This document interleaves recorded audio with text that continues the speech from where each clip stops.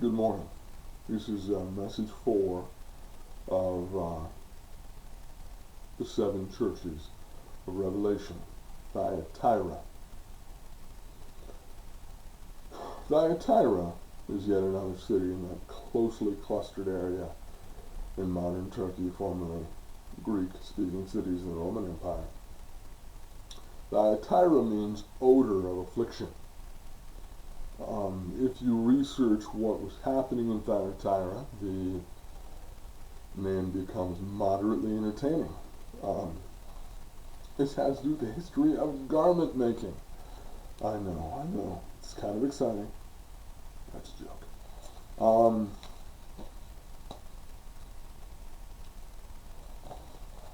Human beings have striven for a long time to make beautiful things. And one of the ways to do that is with color. And early man, before the advent of synthetic dyes, was required to draw his elements from nature. And certain colors are very easy to acquire, and certain colors are very hard to acquire. As a result, the color purple became the color of royalty, first because it's rare. First, because the amount of things in nature that are truly purple that you can extract the dye from, a very small number of things. And so, you read about people whose occupation was seller of purple in the New Testament. And that means someone whose family was involved in the manufacture of the purple dye, and therefore purple garments, which were expensive because of their color, because of that rarity. And therefore, that expense means that mostly royalty bought them. Not always, but to a great extent. It was a thing that was a status symbol in and of itself. The people that made the purple dye harvested from the sea a snail called the murex, M-U-R-E-X, and discovered a remarkable process of extracting the purple dye from its fluids. And you can imagine we're talking about the Mediterranean and big open buckets of snails allowed to ferment in the sun. So imagine for yourself what that smells like. Rotting mollusk flesh, changing, going through fermentation processes to become eventually purple. And it was a secret held within a family, like a guild, knowing a secret of how to make iron. The analogy I know is a bit of a stretch, but purple might have cost more than iron. A purple shirt might have cost more than a sword at parts of history. So it was important for a family, if it wanted to maintain its wealth, to keep the secret in the family. And thus Thyatira is a place where these families lived, harvested their murex, made their purple dyes, sold their purple garments, and as a result, it stank. But nobody cared, because they made money. There are places in this world where the making of money makes things stink. I live near a refinery. A couple times a day, off-gases all its wonderful smells. And I'm sure when you work there, that's the smell of money. So this odor of affliction was the smell of money.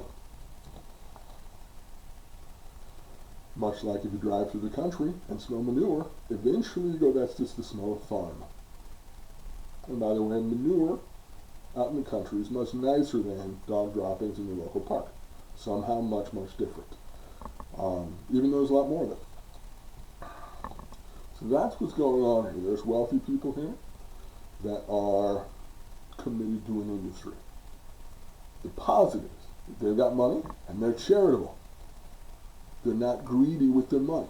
But there's another issue that rises up for the wealthy believer, other than just giving. Because there's a lot of deeply there are selfish Christians with money, there are philanthropic Christians with money, and I thank God for philanthropic Christians with money. They're known for the good works, their acts of service. We know believers with money that invest their time and energy in charities and feeding the poor and Just this past Sunday, the church that I attend reopened, and we had a special visitor who's involved in every year making sure that the poor get a Christmas.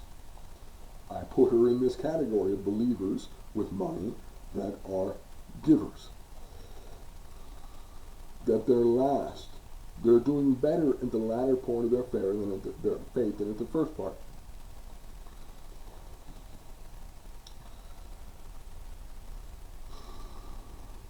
Like many people that have resources, they've become a little numb to being sensitive to real needs, and they tolerate the teaching of a false prophetess, who is called Jezebel, but maybe not as a name, maybe as a symbol, because there's an Old Testament Jezebel, who teaches people to commit fornication and eat meat that has been sacrificed to idols. Does this remind us of the cult of Dionysus? Yes, but the cult of Dionysus would not have been legal in Thyatira. So, you've got a false prophetess who's being allowed to speak, maybe because she's wealthy, maybe because she's highly socially connected, maybe she's the oldest living family member of a major purple selling family, has a bunch of kooky ideas, and nobody wants to tell her to stop talking. She was given a chance to repent, and she didn't. So now, it's up to you. You have got to stop tolerating her teaching. Cut her mic. Tell her she can't be around anymore unless she repents of encouraging people to fornicate.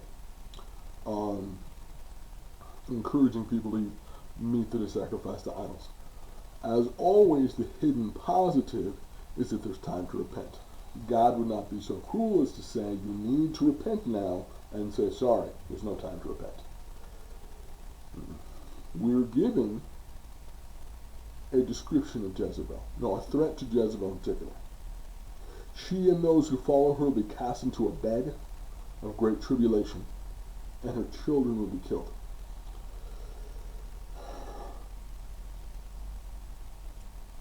So clearly, the fornication involves, there's a symbol of the bed of fornication here.